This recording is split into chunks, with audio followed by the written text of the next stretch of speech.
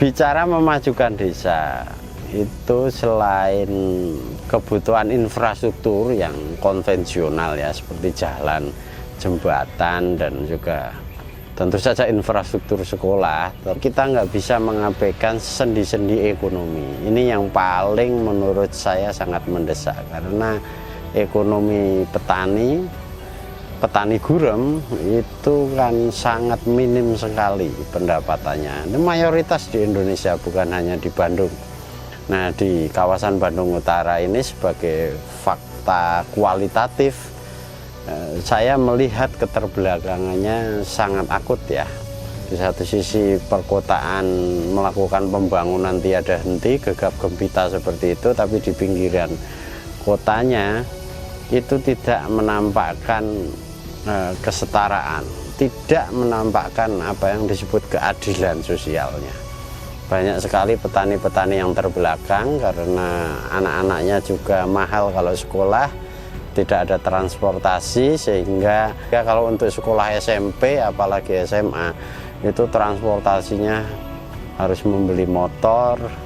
Kalau ngojek karena mahal sekali 50 sampai 60 ribu PP. Nah, dengan kenyataan itu bisa habis pendapatan buruh tani, karena itu banyak sekali anak-anak buruh tani yang tidak mampu sekolah. Mereka sekolah SD, mentok-mentok SMP. Kalau sudah SMA sudah agak susah sekali. Nah, ini penting dilakukan dinamika ekonomi di dalam perdesaan. Ya, di luar pembangunan infrastruktur itu lebih menukik ya, memperhatikan sendi-sendi kekurangan dari kelompok buruh tani. Nah, biasanya kalau di buruh tani tentu saja pekerjaan mereka dirutinkan, yang dari biasanya sebulan itu hanya dapat pekerjaan dapat 8 sampai 10 hari, maka sebisa mungkin harus menjadi 22 hari gitu. Itu baru bagus. Nah, petani itu yang biasanya monoton, stagnan karena tanamannya juga sedikit, menunggu musim, itu bisa didinamiskan dengan menambah populasi tanaman penghasil pangan. Kalau mereka tanam sayur, tambahkan itu bibit-bibit buah-buahan, karena dengan cara itu nanti pekerjaan dari petani ini akan bertambah. Kalau pekerjaan dari petani bertambah, dia akan membutuhkan tenaga lain. Buruh tani otomatis akan meningkat untuk bekerja mengurusi tanaman. Nah, dari hasil panen itu juga nanti akan menimbulkan mata rantai perdagangan ya, dinamika perdagangan akan tumbuh. Dan jangan lupa, tanah-tanah pertanian yang sudah puluhan tahun ini kan tereksploitasi begitu akut ya, sehingga butuh penyuburan. Nah, dengan menyebarkan bibit tanaman pangan yang beraneka ragam, itu nanti otomatis tanahnya juga akan lebih sehat.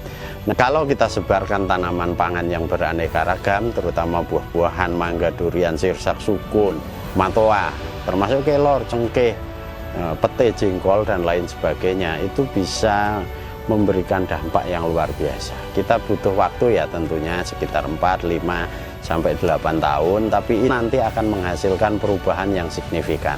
Kita tidak usah bicara bagaimana cara menjualnya pun, secara otomatis pasar kemudian terbentuk.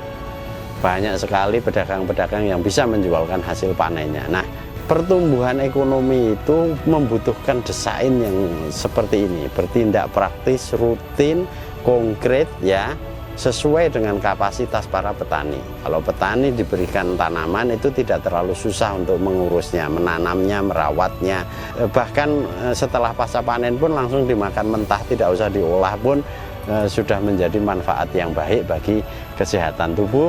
Dan dijual dengan cara mentah pun tanpa diolah pun juga sudah bagus. Nah, syukur-syukur nanti bisa ditumbuh kembangkan pengolahan hasil dari pasca panen. Itu cara yang penting untuk kita lakukan.